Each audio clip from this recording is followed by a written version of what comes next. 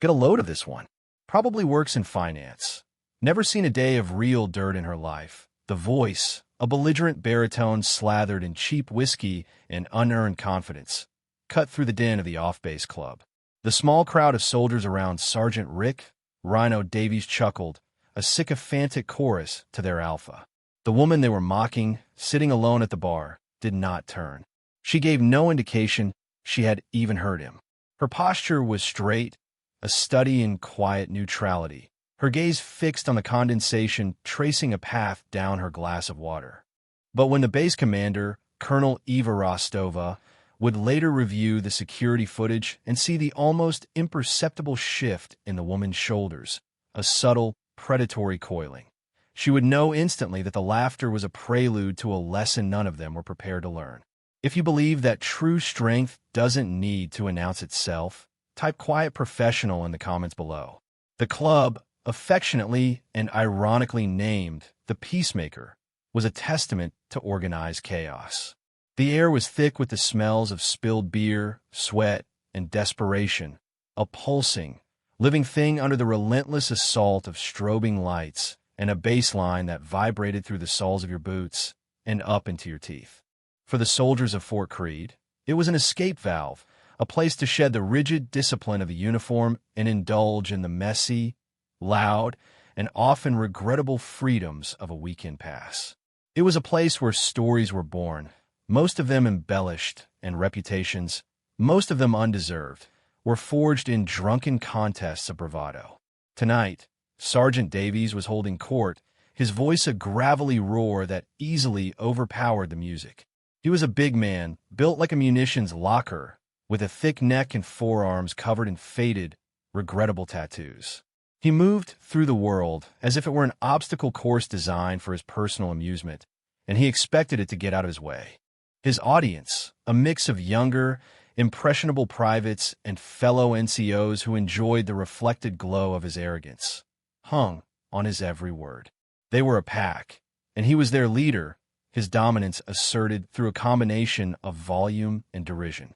The target of this derision was a woman who seemed fundamentally out of place. She wasn't dressed for a night out. She wore simple dark jeans, a plain gray t-shirt, and practical, low-profile boots. Her hair was pulled back in a severe, functional ponytail, and her face was devoid of makeup, revealing a scattering of faint scars around her left temple that were only visible when the light hit them just right. She held her glass of water with a placid stillness that was more unsettling than any overt act of aggression could ever be. In a room full of people desperate to be seen, she was a void, a patch of calm in a sea of manufactured energy. Her name, according to the simple ID she'd shown the bouncer, was Anya Sharma. She was listed as a specialist attached to a logistical support unit so obscure and bureaucratic that it was practically a punchline. To a man like Rhino, she was less than a ghost. She was an irrelevance, a perfect canvas onto which he could project all his contempt for the non-combat roles he considered beneath him. He saw her silence not as discipline, but as weakness. He saw her simple attire not as practicality, but as a lack of pride. He saw a woman, and in his narrow, prejudiced worldview, that was a liability until proven otherwise. The initial insult was a probe, a stone tossed into a still pond to see the ripples. When there were none, his frustration grew. His performance required a reaction. Her stoicism was a silent rebuke, an infuriating denial of his power. He needed to escalate. He swaggered toward the bar, his acolytes trailing in his wake, creating a semicircle that effectively penned her in. The air grew thick with a new kind of tension, the giddy anticipation of a public humiliation. The bartender, a tired man who had seen this exact scene play out 1,000 times with different actors, began to discreetly polish a glass, his eyes averted. He knew better than to intervene unless things turned overtly violent. Rhino leaned his heavy forearm on the bar next to her, his physical presence a wave of intimidation. The smell of stale liquor washed over her. "Hey, I'm talking to you," he slurred, his voice oozing a condescending familiarity.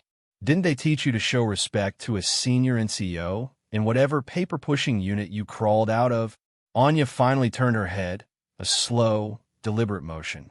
Her eyes, a deep, unreadable brown, met his. There was no fear in them. There was no anger. There was nothing at all, just a flat, analytical assessment. It was the look a geologist might give a rock. This unnerving calm was the final spark. It was a language he couldn't understand, and it enraged him. His entire identity was built on a foundation of physical presence and verbal dominance, and she was negating both without saying a word.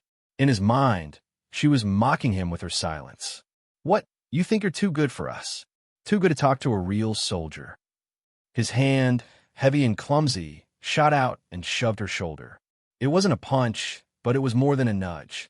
It was a deliberate act of physical contempt meant to knock her off balance, to assert his physical superiority. The water in her glass sloshed over the rim, a dark, spreading stain on the worn wood of the bar.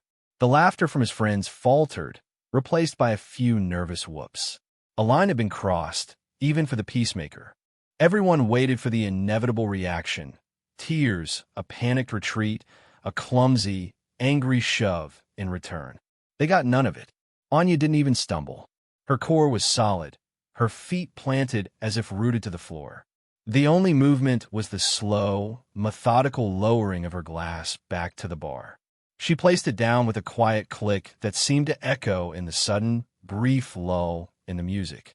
Then, she looked down at the spilled water, then back up at his face. Her expression remained unchanged, a mask of unnerving serenity.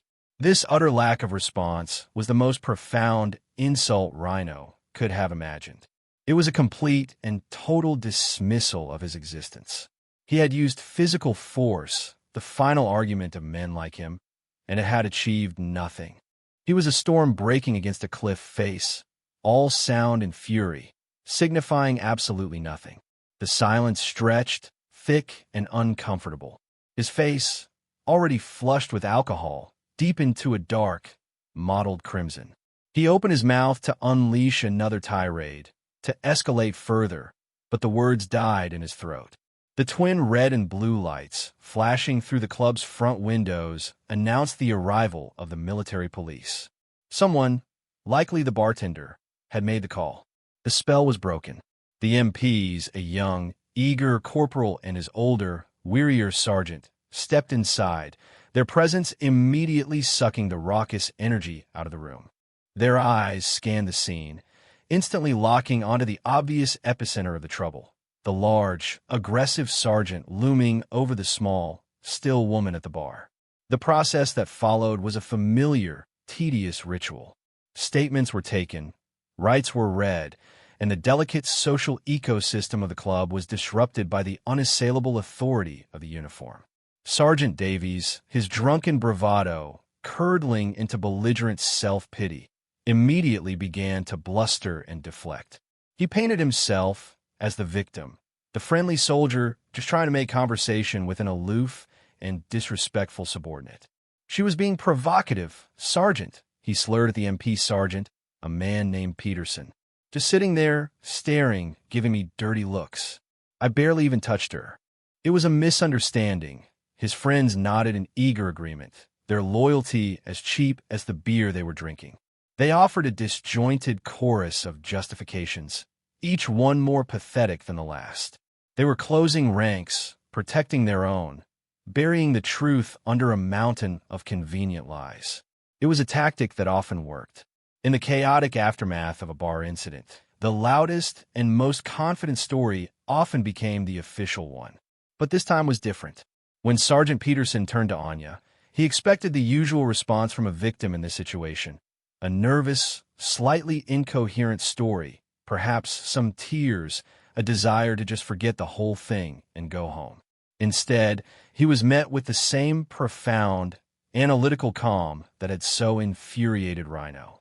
She stood, her posture perfect, her hands loosely at her sides. "Specialist Sharma, what is your version of events?" Peterson asked, his pen poised over his notepad. Anya's reply was not a story. It was a report. At approximately 22:43 hours, she began, her voice clear and steady, devoid of any emotional inflection, Sergeant Davies initiated verbal contact from a distance of 3 meters. His speech was slurred, his posture aggressive. He and his companions formed a semicircle, restricting my path of egress. At 20 to 45 hours, he approached my position at the bar and initiated unsolicited physical contact with his right hand to my left shoulder, causing my beverage to spill. She paused, her eyes meeting Peterson's. The contact was deliberate and unprovoked. Sergeant Peterson stopped writing for a moment. He looked from his notepad to the woman in front of him. He had been an MP for 15 years. He dealt with everything from petty theft to domestic disputes to full-blown riots. He was a connoisseur of human behavior under stress. He knew the tells of a liar, the tremors of a victim, the bluster of a bully. What he was seeing in Specialist Sharma didn't fit any of the established patterns. Her language was precise, clinical. She used military time. She spoke of paths of egress and unsolicited physical contact. She wasn't telling a story. She was providing an after-action report. It was the most unusual and compelling testimony he had ever heard in a place like this. Rhino, meanwhile, was growing more agitated, his lies becoming more frantic. She's making it up. She's a psycho. Look at her. She's not even upset. Who acts like that? This, ironically, was the very question running through Sergeant Peterson's mind. Who acts like that? The answer was not immediately clear, but his gut, honed by years of experience, told him that this was far more than a simple bar fight. He made a decision.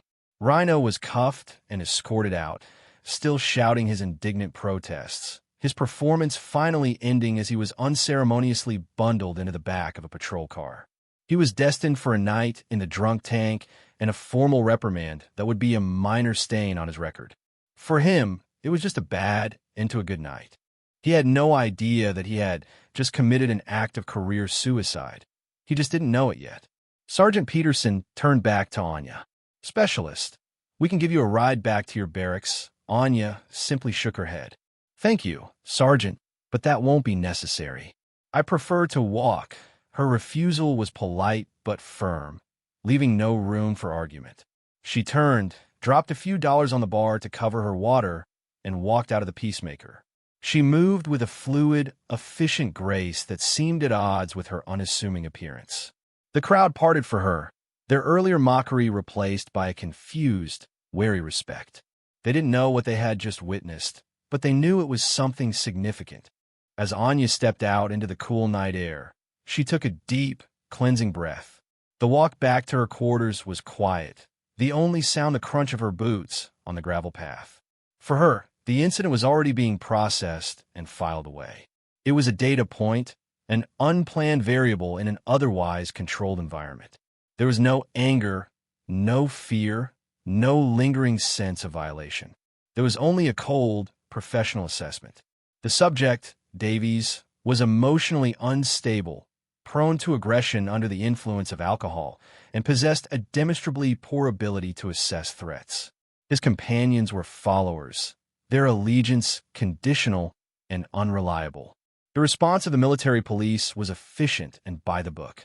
Her own response had been optimal, de-escalation through non-reaction, followed by a clear, factual report.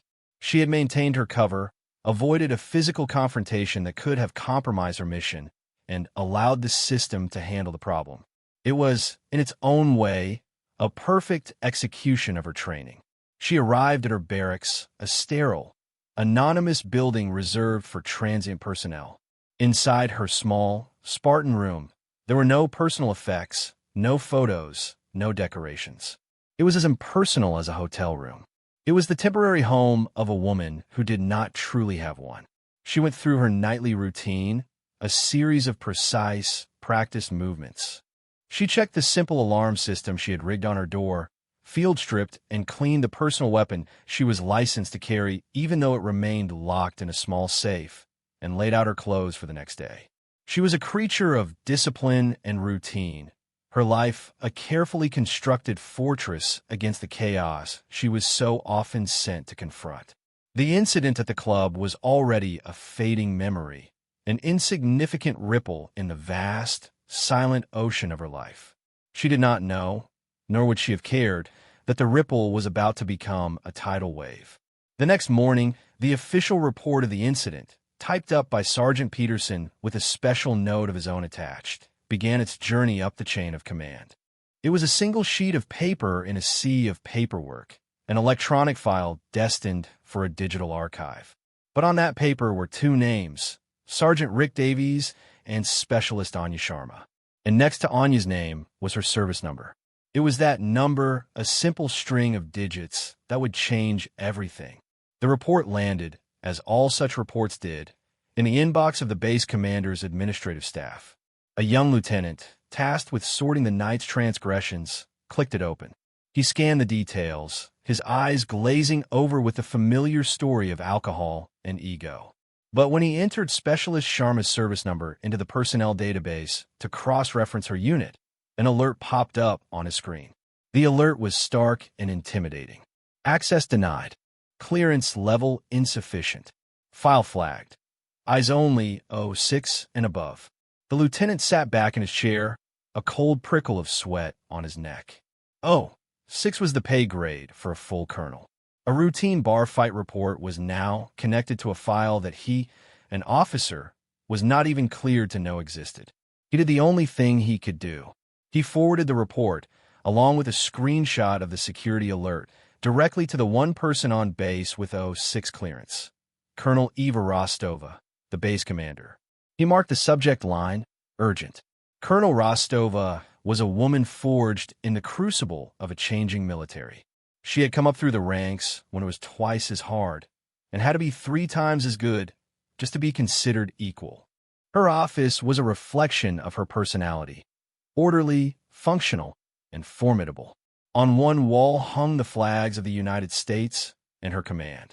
On another, meticulously arranged, were her awards and commendations, a testament to a long and distinguished career in military intelligence. She was drinking her second cup of black coffee and reviewing logistical reports when the urgent email arrived. Her eyes, sharp and intelligent, narrowed as she read the lieutenant's message. She recognized the name Davies. He was a decent NCO with a recurring problem with his temper. But the name Sharma was unfamiliar. She typed the service number into her own secure terminal. The screen blinked, and then Anya Sharma's file appeared. Or rather, what little of it was visible. The file was a ghost, a skeleton of information deliberately stripped of all substance. Most of it was just black bars of redaction, entire paragraphs, and pages obscured by digital ink. Her unit was listed only as USASOC DSA, Directorate of Special Activities. The colonel's breath caught in her throat. She knew what that meant. It was a designation so secret that most of the military didn't even know it existed. It was a black box, a place where the nation's most sensitive, most dangerous, and most deniable operations were born. The operators who belonged to it were specters, their identities scrubbed, their lives lived in the shadows. They were the scalpel used for problems that couldn't be solved with a hammer. They did not exist until they were needed. And one of them was apparently on her base, listed as a logistics specialist, and had been assaulted in a bar by one of her own NCOs. A cold fury began to build in Colonel Rostova's chest. It was the fury of a commander whose authority had been challenged, but more than that, it was the fury of a professional who understood the sheer, catastrophic ignorance that had been displayed. She picked up her desk phone. Her voice was calm, but it carried the chilling weight of absolute authority. "Give me Sergeant Rick Davies from the 101st and Specialist Anya Sharma from the 7th Support Battalion. I want them in my office in 10 minutes. No excuses, the summons came as a shock to both of them. For Rhino, it was the terrifying escalation he had been dreading. A call to the colonel's office meant this was no longer a simple reprimand. He put on his most pristine uniform, his hands shaking slightly as he fastened the buttons. His bravado had evaporated, replaced by a gnawing, hungover fear. For Anya, the summons was an anomaly. It was a deviation from the plan. Her entire presence on this base was predicated on anonymity. To be called before the base commander was a complication, a potential compromise. She, too, donned her uniform, her movements as precise and unhurried as ever. But inside, her mind was racing, calculating variables, anticipating questions, preparing her defenses. She was not afraid. She was preparing for a new kind of battle, one fought with words and regulations instead of weapons. They met outside the colonel's office, a study in contrasts. Rhino was sweating, his face pale, his eyes darting around nervously.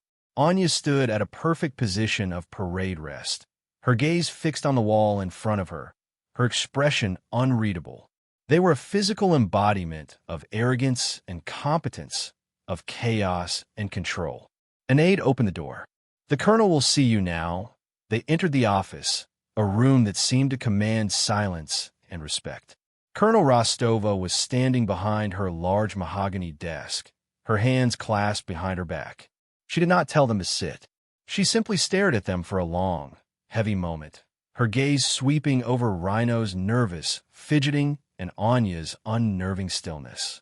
Her eyes, which had seen conflicts and crises across the globe, lingered on Anya for a fraction of a second longer, a flicker of profound, professional respect in them. Finally, she spoke, her voice a low, dangerous hum. She addressed Rhino, but her words were for the entire room. "Sergeant Davies," she began, "I have here a report detailing an incident at the Peacemaker last night. An incident where you, a non-commissioned officer in this army, put your hands on another soldier." She paused, letting the weight of the accusation settle. "You have a different version of events, I believe. You claim she was provocative. You claim you were the victim." Rhino swallowed hard, his atoms apple-bobbing. "Yes, Colonel. It was a misunderstanding. I had too much to drink. It was a weak defense, and everyone in the room knew it." Rostova's eyes were like chips of ice. "A misunderstanding," she repeated, the words dripping with sarcasm. "You misunderstand a great many things, Sergeant. You misunderstand your duties as an NCO. You misunderstand the meaning of respect. And most alarmingly, you fundamentally misunderstand the nature of the person you chose to assault." She turned her large monitor around, so they could both see it. On the screen was Rhino's personnel file. His photo, his service record, his awards, his PT scores. It was the complete, officially sanctioned story of Sergeant Rick Davies. "This is you, Sergeant. A decent record. Strong, physically capable. You've done your job." Then, with a few clicks, she brought up another file. It was mostly black. Redacted lines covered almost the entire page. But Colonel Rostova, with her O6 clearance, could see what lay beneath. And she began to read. "Now," she said, her voice dropping to a near whisper, a tone more terrifying than any shout. "Let's review the file of the logistics specialist you so bravely confronted." She began to list the credentials, her voice a steady, rhythmic cadence of revelation. "Unit designation, Operational Detachment Echo, 7th Special Activities Group. Primary occupational specialty, Covert Operations and Direct Action. Secondary specialties, Advanced Unconventional Warfare, High-Threat Diplomatic Protection, Counterproliferation Task Force." Rhino's jaw went slack. The color drained from his face, leaving a pasty, sickly gray. He looked from the screen to the small, quiet woman standing beside him, and for the first time, he saw her. He didn't see a desk jockey. He saw a weapon. Rostova wasn't finished. Her voice was like a hammer, each word blow. "Combat déploiement, 14. All classified. Areas of operation include the Horn of Africa, the Hindu Kush mountain range, the tri-border region of South America, and Eastern Europe. Skills qualifications, master rating in close quarters battle, expert in 16 different small arms platforms, both foreign and domestic. Graduated top of her class from the SEER High Risk course. Fluent in Russian, Farsi, and Pashto. Holder of the Distinguished Service Cross, 2 silver stars, and a Purple Heart." She finally stopped. The silence in the room was absolute, deafening. It was the silence of a shattered worldview. Rhino was trembling, a large, powerful man suddenly made small by the crushing weight of a truth he could barely comprehend. He looked at Anya, at the faint scars near her temple, and he felt a profound, stomach-churning shame that was so intense it was almost a physical sickness. He hadn't just been a bully. He had been a fool. An ignorant, arrogant fool who had mistaken a sleeping tiger for a house cat. Colonel Rostova let the silence hang in the air for another moment before delivering the final, devastating verdict. Sergeant Davies, you did not get into a bar fight with a junior enlisted soldier. You assaulted one of this nation's most valuable and highly trained intelligence assets. The only reason you are not on your way to Leavenworth for the next 20 years is because her entire career, her entire existence, is predicated on the fact that people like you don't know she exists. Her greatest weapon is your ignorance. Her silence is not weakness. It is a professional requirement. You're not being punished for starting a fight. You are being disciplined for nearly compromising a vital component of national security because you couldn't hold your liquor and you have a problem with women who don't immediately defer to you. She then turned her full attention to Anya, and her entire demeanor shifted. The hard, prosecutorial edge in her voice softened, replaced by a tone of immense, peer-to-peer respect. "Specialist Sharma," she said, using her rank as a formality, but her tone conveying a much deeper understanding. "Your handling of the situation was exemplary. You maintained your cover under extreme provocation. You de-escalated a threat without resorting to a level of force that, while justified, would have compromised your mission here. You have my full apology on behalf of this command then," in a gesture that sent a final, powerful shockwave through the room. Colonel Eva Rostova, a decorated and respected commander, raised her hand and rendered a slow, perfect salute to the unassuming specialist standing before her. It was not a salute to a subordinate. It was a salute between warriors, a recognition of a shared, unspoken burden. Anya, for the first time, showed a flicker of a reaction. She returned the salute, her movements crisp and precise. "Thank you, Colonel," she said. Her voice was as calm as ever. For her, this was simply the closing of file. For Rhino, it was the end of his world. The story of what happened in Colonel Rostova's office did not spread in its entirety. The specific, classified details of Anya's file remained a secret, locked away behind clearance levels and oaths of silence. But the essence of it, the core truth of the encounter, began to leak out into the base's ecosystem of gossip and rumor. It started with the colonel's aide, who spoke of the look on Rhino's face when he stumbled out of the office. He described it as the look of a man who had seen his own ghost. It was embellished by Sergeant Peterson, the MP, who told his colleagues about the strange, clinical report Anya had given, and how his gut had told him she was something more than she appeared.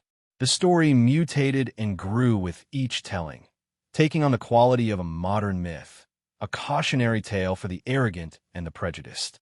They called it the Sharma Protocol, or the day Rhino met the ghost. Sergeant Davies became an object lesson. He was not discharged, which would have been too clean, too easy. Instead, he was publicly and systematically humbled. He was stripped of his platoon's sergeant role and reassigned to the most menial, soul-crushing tasks on base. He spent his days cleaning latrines, mowing the vast parade ground under the hot sun with a push mower, and inventorying dusty, forgotten supply closets. His former pack of followers now avoided him, their loyalty dissolving in the face of his spectacular fall from grace. He walked through the mess hall to a chorus of whispers and averted eyes. The humiliation was a constant, grinding weight, forcing him to confront the rotten core of his own arrogance. He was no longer the loud, dominant center of attention. He was a pariah, a living reminder of the danger of making assumptions. Anya, in stark contrast, became a figure of quiet legend. She did not change. She continued her work in the obscure logistics unit, her cover intact. She still went to the gym at the same time every day, ran the same route, and ate her meals alone in a corner of the mess hall. But now, her solitude was seen differently. It was no longer interpreted as aloofness or weakness, but as a sign of a deep, unshakable self-possession. Soldiers would watch her as she methodically worked through a complex set of exercises or disassembled and reassembled a rifle at the range with a fluid economy of motion that was mesmerizing to behold. They saw not a logistics specialist, but a professional of the highest caliber, though they could only guess at the true nature of her profession. Her presence began to have a subtle, positive effect on the base's culture. A group of young female soldiers who had often felt intimidated and overlooked started a study group to improve their marksmanship. One of them, a private named Chun, shyly approached Anya at the range one afternoon. "Ma'am," she began, her voice trembling slightly, "I saw you shooting. You don't waste any movements. Could you? Could you show me how you get such a stable sight picture?" Anya looked at the young soldier, seeing the genuine hunger to learn, the desire to be better. She didn't offer a speech or a grand lesson. She simply nodded. "Understood," she said. "Let's work on your grip." Over the next few weeks, Anya would occasionally spend time with Private Chun and her friends, offering quiet, precise corrections to their stance, their breathing, their trigger control. She never spoke of her own experiences. She never told war stories. Her instruction was technical, impersonal, and incredibly effective. She was teaching them competence, the very thing she embodied. The corner of the range where they practiced became known as Sharma's Corner, a small, unofficial monument to the quiet professional who had, without trying, become an inspiration. Her legend was not built on a single act of violence, but on a foundation of discipline, humility, and an unwavering commitment to excellence. She was teaching them that the loudest voice in the room is rarely the most important one. Months passed. Anya's temporary assignment at Fort Creed came to an end. One morning, she was simply gone. Her room was left as sterile and anonymous as she had found it. There was no farewell, no ceremony. A ghost had vanished, leaving only the story behind. Her departure was as quiet and unremarkable as her arrival.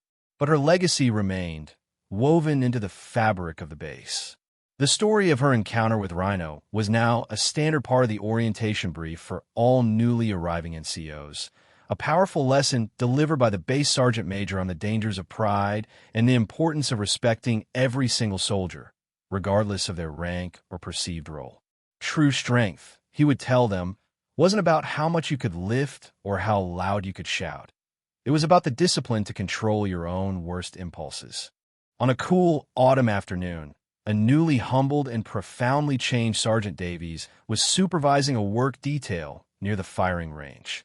He saw Private Chun, the soldier Anya had mentored, standing at the firing line. She was now a corporal, her movements confident and precise. She took a deep breath, exhaled slowly, and squeezed the trigger. The shot was a perfect bullseye. A group of other soldiers, male and female, clapped her on the back. She had become a leader in her own right, a mentor to others, perpetuating the lesson of quiet competence. Davies watched them, a complex mix of regret and a strange, unfamiliar sense of pride on his face. He had been the catalyst for this change, his own spectacular failure providing the friction needed to spark a fire of positive transformation. He had learned the hardest lesson of his life, that the people you underestimate are often the ones who hold the most power, and that respect is not something you can demand, but something you must earn through your own character and actions. He finally understood that the quietest people often have the most to say, but they choose to say it through their deeds. Years later, now General Eva Rostova stood before a graduating class of new intelligence officers at a secure facility far from Fort Creed. She was giving her traditional address on the nature of their chosen profession. She spoke of the shadows they would have to inhabit, the sacrifices they would have to make, the silence they would have to keep. To illustrate her point, she told them a story, carefully sanitized of names, dates, and locations. She told them of a legendary operator, a ghost who lived behind a mask of utter normalcy. She told them of a loud, arrogant fool who mistook that operator's discipline for weakness and the profound, career-ending lesson he received. "Your greatest weapon," General Rostova told the rapt audience, her voice resonating with the weight of experience, "will not be the rifle in your hands or the knife on your belt. It will be your anonymity. It will be the assumptions and prejudices of your enemy. They will look at you and see what they want to see, a tourist, a student, a harmless civilian. They will underestimate you. Let them. Your silence is your shield. Your humility is your camouflage. In a world that is obsessed with noise, with broadcasting every thought and every achievement. The true power belongs to the quiet professional. It belongs to the one who does the work, not the one who talks about it. The legacy of Anya Sharma was not an award on a wall or a statue in a parade ground. It was in the changed behavior of a humbled sergeant. It was in the newfound confidence of a young corporal. It was in the institutional memory of a military base that had learned to look past the surface and judge people by the content of their character and the quality of their work.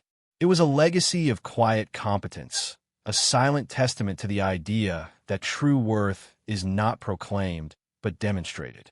It is a lesson that echoes in the quiet corners of the world, wherever true professionals do their work, unseen and unheard, their actions speaking with a clarity and force that no words could ever hope to match. For more stories where quiet competence triumphs over loud arrogance, and where silent discipline defines their worth, subscribe to Unknown Heroine Stories.